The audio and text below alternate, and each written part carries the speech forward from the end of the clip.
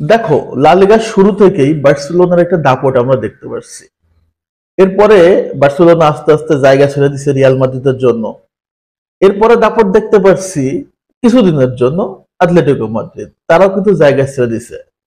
এখন বার্সেলোনা এবং Atletico Madrid দুইটা দলই পিছনে চলে গেছে এবং ক্রাউনের রেসে রিয়াল মাদ্রিদকে সামনে রেখে দিচ্ছে তারা দুইজন, এবং রিয়ালের জন্য তারা জায়গা ছেড়ে দিছে।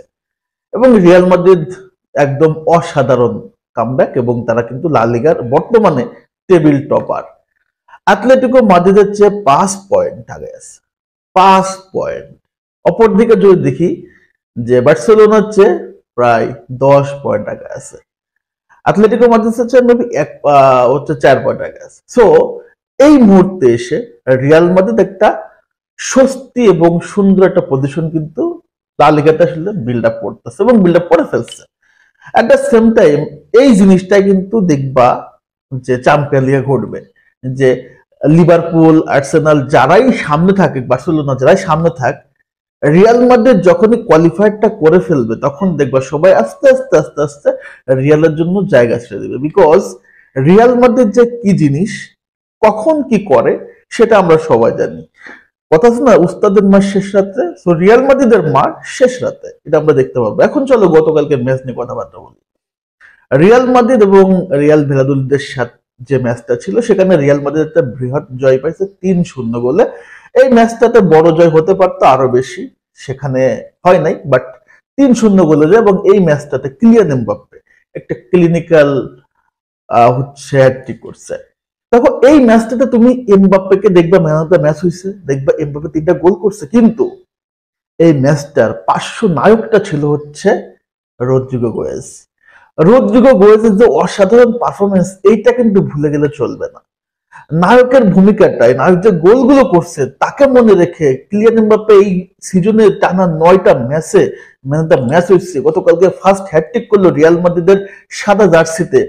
সবাই কিলিয়ান এমবাপ্পেকে বাহাবা দিচ্ছে, বাট রদ্রিগো সাইলেন্ট পারফরমেন্সটা ভুলে গেলে চলবে না। দেখো, ফার্স্ট থেকে একদম শুরু থেকেই, ম্যাচের শুরু থেকে কিন্তু রিয়াল ভ্যালাদোলিদ 2 থেকে 3টা আক্রমণ করে, এবং এর কিন্তু 2টা ওয়ান টার্গেট শট ছিল। একদম ফার্স্ট 1 মিনিট 25 সেকেন্ডে একটা কর্নার থেকে শট করে, এবং সেখান থেকে তিবো কর্তার হাতে লেগে বলটা চলে আসে, এবং সেই বলটা ক্লিয়ার করে হচ্ছে আহ রুডিগার।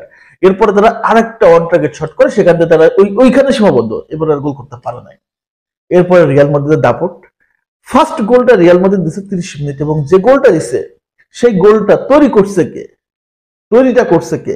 একটু যদি তুমি হাইলাইটসটা দেখো বা যদি খেলা দেখে থাকো, দেখবা রদ্রিগো খুব চমৎকার করে বলটা বিল্ডিং করে সাবায়াসকে দিছে, সাবায়াস দিছে ভ্যালভার্দেকে, ভ্যালভার্দে দিছে কাকে, এমবাপ্পেকে, এমবাপ্পেকে বলটা দিছে কার কাছে, বিলিংহাম, এবং বিলিংহাম ওই বলটা সুন্দর করে এমবাপ্পেকে দিছে, এমবাপ্পে ডি বক্সের ভিতরে ঢুকে গেছে। কিন্তু এখান থেকে রদ্রিগো যেভাবে বলটা মেক করছে, মেকটা কিন্তু দুর্দান্ত ছিল। সেই বলটা তৈরি, এই গোলটা তৈরির কারিগর ছিল কিন্তু আপনার রদ্রিগো গোয়েজ। সেকেন্ড গোলটা, সেকেন্ড গোলটাও কিন্তু রদ্রিগো গোয়েজ একটা অ্যাসিস্ট, এবং কত চমৎকার অ্যাসিস্ট। ডি বক্সের ভিতরে এমবাপ্পে চলে গেছে, এবং সেই পজিশনে এমবাপ্পে, এমবাপ্পেকে যে বলটা সার্ভিসটা দিল রদ্রিগো, এই জিনিসটা হচ্ছে মনস্টার, এই জিনিসটা হচ্ছে রদ্রিগোর সাইলেন্ট পারফরমেন্স। এই জিনিসগুলো আমরা সবসময় স্কিপ করে যাই। রদ্রিগো সবসময় আন্ডাররেটেড থেকে যায় এই জায়গাগুলোতে। রদ্রিগো সবসময় রিয়ালের টপ পারফর্মার। এবং হ্যাঁ, রদ্রিগো তার আসলে যেটা প্রাপ্তি সে সেটা পাচ্ছে না, সমস্যা নেই, বাট তার পারফরমেন্সটা রিয়েলি সবসময় দুর্দান্ত। এই ম্যাচ জুড়ে রিয়াল মাদ্রিদ যে খেলাটা খেলছে এটা তাদের দরকার ছিল। সিজনের শুরু থেকে যেভাবে আসলে ভঙ্গুর অবস্থা, সেখান থেকে ডিফেন্স, মিডফিল্ড এবং আক্রমণ বা সব জায়গায় সলিড ছিল। হ্যাঁ, তুলনামূলক আমরা বলতেই পারি যে রিয়াল ভ্যালাদোলিদ নর্মাল দল, বাট আপনি লা লিগার যে কোনো দলকে আপনি ছোট করে দেখতে পারেন না, তো হোক সে যে কোনো দল। সো এই জয়টা, এই পয়েন্টটা রিয়ালের জন্য ইম্পর্টেন্ট ছিল, এবং সেই ইম্পর্টেন্ট জায়গা থেকে রিয়াল মাদ্রিদ কামব্যাক করছে। এবং একটা সময় বলা হচ্ছিল যখন কিলিয়ান এমবাপ্পে রিয়ালে ফার্স্ট আসে, যে Kylian Mbappe from Gulistan, Kylian Mbappe from Daraz, তাদের মনে হয় এখন আহ, সবকিছু বন্ধ হয়ে গেছে। কিলিয়ান এমবাপ্পে রেগুলার যে পারফরমেন্স করতেছে, রেগুলার গোল করতেছে, অ্যাসিস্ট করতেছে, সো রিয়াল মাদ্রিদের জয়ে যে অবদান এমবাপ্পে রাখতেছে সেটাতে আসলে সবকিছুই পিছনে সবকিছুই মলিন হয়ে গেছে। লিভারপুলের সাথে যে বাজে পেনাল্টি, উল্টো হয়ে আসলে ডিগবাজি খাওয়া, সবকিছু কিন্তু মলিন হয়ে গেছে।